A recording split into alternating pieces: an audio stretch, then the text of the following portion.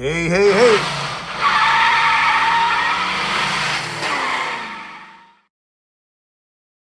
Hey, hey, hey, man, we got an EZGO here, 48 volt. Guys tired of watering batteries, lead acid batteries. I'm gonna show you how good, affordable battery. Our 5-year warranty. Let's see how good they package it.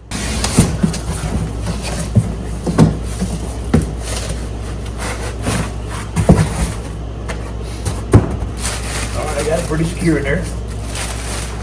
This is called a 6-way battery, 105 amp hour, charger, caps, hardware. And you got your gauge. I can say one thing, man. It's a good gauge. Little thick bad boy. I can say one thing, man. They got a package good. If you look at it, let's take a look at it. I'm gonna say you could have dropped this from a Black Hawk, and it wouldn't have damaged it. Look at that packaging. You probably could have ran it over with a truck. Wouldn't even bother it, man. Great job on packaging.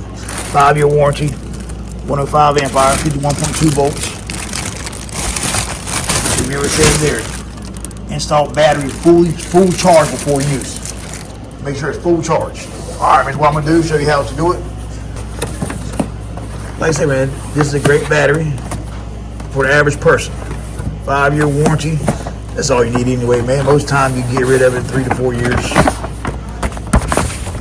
You don't keep it for 20 years. You got your battery instruction manual here.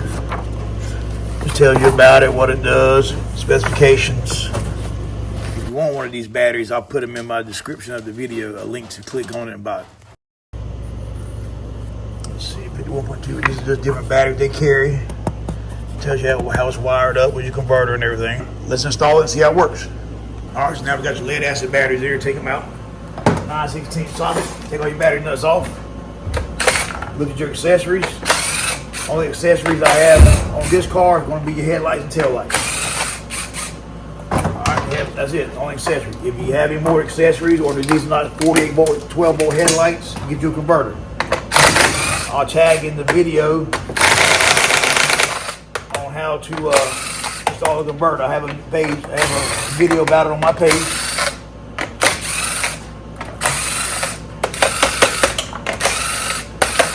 Now I'm gonna show you this here, man. And I'm gonna show this to you because the other day we had it happen. I try to teach my guys. You only get one shot. If you wire a controller backwards, you get one shot, man. That's it. If you wire backwards, it's done. It don't forgive. It don't have no fuse to blow. It just fries. But if you do that, go on YouTube, type in Golf Cart Whisperer controller. You'll see a video I make on a guy that rebuilds controllers, keep it stock. No Amazon crap for about $100, $140. You can tell him you want to bump your amperage on your controller and you can bump it up. Any other card, these are both black. Yes, they're marked BL plus, BL minus. But take your BL plus, tuck it behind the frame rail. Take the negative, tuck it behind the controller. All right? Because if you don't, and you just say, well, they're both black, bam, you'll fry the controller, man. $300 going out the window. Or you get the Chinese $300 controller, and you'll spend about 20 of them trying to get one to last. All right, man, I'm gonna take the batteries out. All right, got 4 of the batteries out. I'm gonna pick this up here, grab from the back there, the other 2 out. Next thing I'm gonna do is take my charging, back of my charging plug out. You don't use your receptacle no more. You have to bypass the charging port now. The reed switch, bypass it.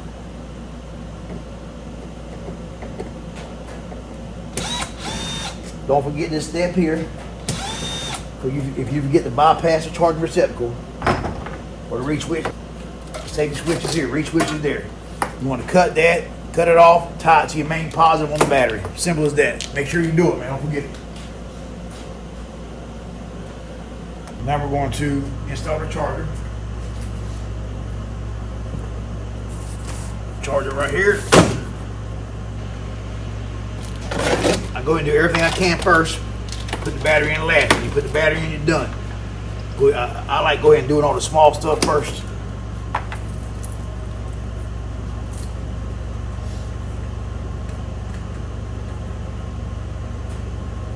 And the reason why, man, because if the battery's in there, sometimes it's in your way or makes it tight for space. So I try to do everything I can to make that my last part of the job. All right, you can see you got the charging port here. I didn't know it coming. We'll move all this out the way. Take this right here.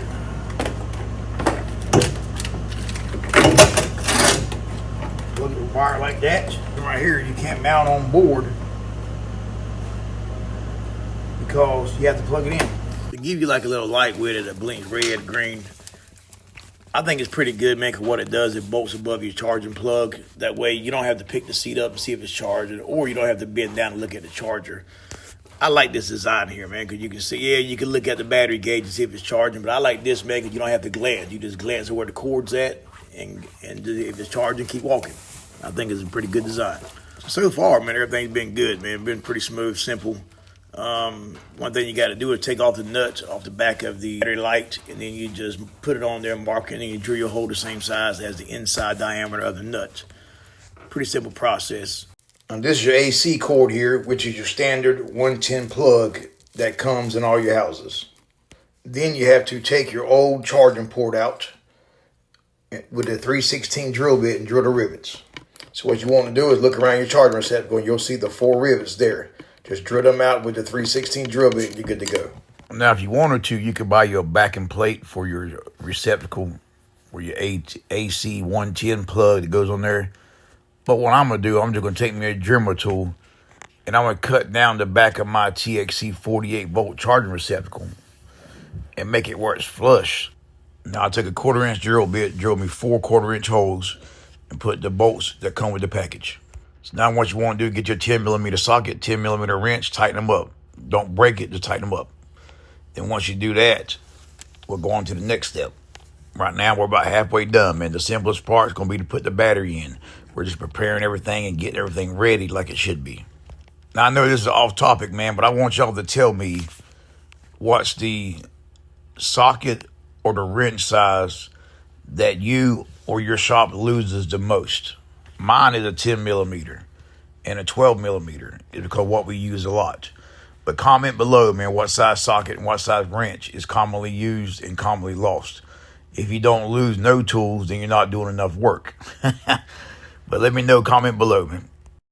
I don't ever say this, man, because if your content's good enough, you'll hit that like and subscribe button. But hit that like and subscribe button for me, man, if you don't mind. Sometimes you don't think about it, but I greatly appreciate it. All right, next step. So now what we're going to do is we're going to show you how to install the charging indicator. And what it is, I'm going to unplug the harness here. I'm going to take the nut off that holds the charging indicator in. And then I'm going to mark the inside diameter of it with my permanent marker. Then I'm going to drill it out with a dremel tool, or if you got a step down drill bit or a drill bit that big, you can use that. I'm going to take a spin like the green toward this side. That way it's better, I think. The self-tappers here. 1/2 inch self-tappers, all you need. Bang, like that. Don't go so hard that you break the ear off the charger. Make sure your charger's straight. Alright, got that mounted. Alright, so I'm going to take the dash off now. Now there's 5 Phillips head screws. Once you pull them off, there will be clips behind it that actually go over the mounts that stick off the dash. So make sure whenever you put the dash back on that all your silver clips, which is like your threaded nut pretty much, are back on the little plastic stud sticking out the body, or excuse me, out the front dash itself. You can see the silver clips there. So that I can, so now what I'm going to do is I'm going to feed my harness up through the dash. But first I have to cut a little hole a little bit bigger. You try to make it perfect, man. That way it don't just be 2 holes, so much space, man. You don't want to look like crap. And then I take it and just run it up there, kind of a tight fit. And then you just plug it into back of the meter itself. And then you'll be back in business. All right, now I'm going to take the wires. And I'm going to pull all the excess slack for the beater up at the dash. Once I pull it, now what I'm going to do, if you'll follow the key switch harness down, it runs right down the side of the frame rail. And then it goes through a hole in there, or a channel where the wires go. And try to run it the same route. That way it looks more professional and clean. But the main thing is just pull all your slack back up in the dash. Now we're going to take a 3/8 socket or a 3/8 wrench. and take the bolt off the top of this solenoid cover. You don't have to, man, but it's about 1,000% easier to take it off. That way you can get the wire through the channel, because they got about enough wires there to wire your whole house, your neighbors, and your golf cart. All right. Back in here now. I got enough slack where it goes out of there. Pop back in the groove.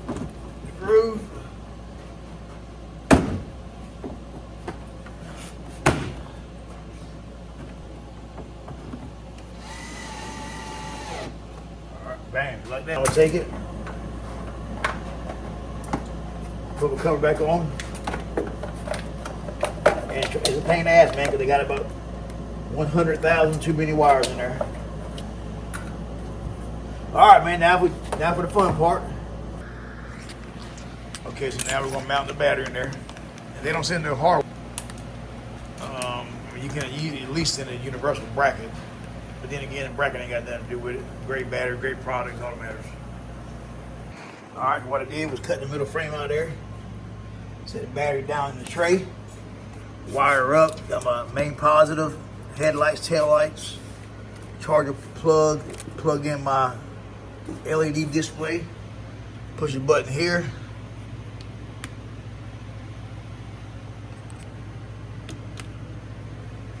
That comes on. 55%. Zip tight everything up.